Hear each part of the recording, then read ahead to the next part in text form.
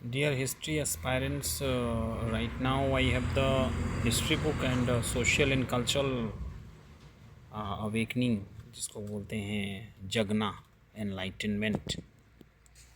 Modern India के तहत मैं बताने का प्रयास कर रहा हूँ। I am going to discuss regarding the awakening of modern India. Time was the 19th century. Here the Devendranath Tagore and Ishwar Chandra Vidyasagar, you can see the Brahmo Samaj had in the meanwhile continued to exist but without much life till Devendranath Tagore, father of Rabindranath Tagore. Debendranath Tagore कौन थे? Father of Rabindranath Tagore. Revitalized it. ये एक समाज सुधारक के बारे में चर्चा कर रहा हूँ। Debendranath was a product of the best in the traditional Indian learning and the new thought of the West. पाश्चात्य सोच में भी सम्मिलित थे। इन 1839 ही फाउंडेड द तत्वबोधिनी सभा। तो तत्वबोधिनी सभा का एस्टेब्लिशमेंट किन्होंने किया? तो इसका उत्तर होगा देवेंद्रनाथ टैगोर ने। And to propagate Ram Mohan Roy's idea.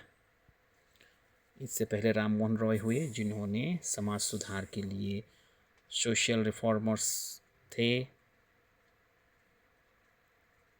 Reformers में गिनने जाते हैं सोशल रिफॉर्मर राम मोहन रॉय के आइडिया को तत्वबोधिनी सभा, जो कि देवेंद्रनाथ टैगोर द्वारा 1839 में सेटअप किया गया था। समाज में कुरीतियों को ख़त्म करने के लिए यह किया गया। In time, it came to include most of the prominent followers of Ram Mohan and Desrosiers and other independent thinkers like ईश्वर चंद्र विद्यासागर, अक्षय कुमार दत्त, यानी कि डेरोजियो, हेनरी विवियन डेरोजियो के बारे नाम भी चर्चा करेंगे। द तत्वबोधिनी सभा in its organ, the Tattvabodhini पत्रिका promoted a systematic study of India's past in the Bengali language. यह लैंग्वेज था बंगाली, जो कि बंगाल से जुड़े हुए व्यक्ति थे, में प्रकाशित हुई थी। It also helped spread a national outlook among the intellectuals of Bengal. राष्ट्र की स्थिति को वर्णन किया गया है इसमें, तत्वबोधिनी पत्रिका में। इन 1843 रविंद्रनाथ टैगोर रीऑर्गेनाइज द ब्रह्मो समाज। ब्रह्म समाज राम मोहन राय को इन्होंने रिवाइटलाइज किया and put new life into it, और नया इसमें जान फूंका देवेंद्रनाथ टैगोर ने।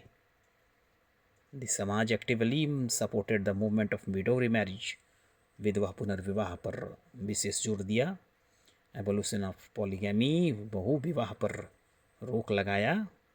वमेंस एजुकेशन के लिए काम किया। Improvement of the raiyats condition and temperance, रैयतों के टैक्सेशन को लेकर के इन्होंने सपोर्ट दिया कि कम पैदावार पर कम टैक्सेस दिए जाएं। किसानों के लिए हेल्प किया। The next towering personality to appear to the Indian scene was Pandit Ishwar Chandra Vidyasagar. दूसरे टावरिंग पर्सनालिटी या ऊंचाई छुए हुए व्यक्तित्व की चर्चा करेंगे।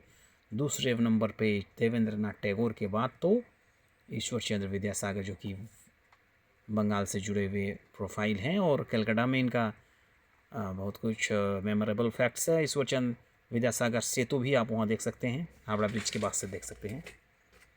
The great scholar and reformer, ये एक महान जानकार और रिफॉर्मर थे Vidyasagar. Dedicated the entire life to the cause of social reform, यानी पूरे जीवन भर समाज के लिए कार्य किया। Born in 1820, a very poor family, गरीब परिवार में जन्मे, struggle through hardship to educate himself and rose in 1851 to the position of the principalship of the Sanskrit college. देखिए, मेहनत से पढ़ने के बाद उन्होंने बहुत सफलता प्राप्त की। संस्कृत कॉलेज के प्रिंसिपल में आए, प्रिंसिपल बने।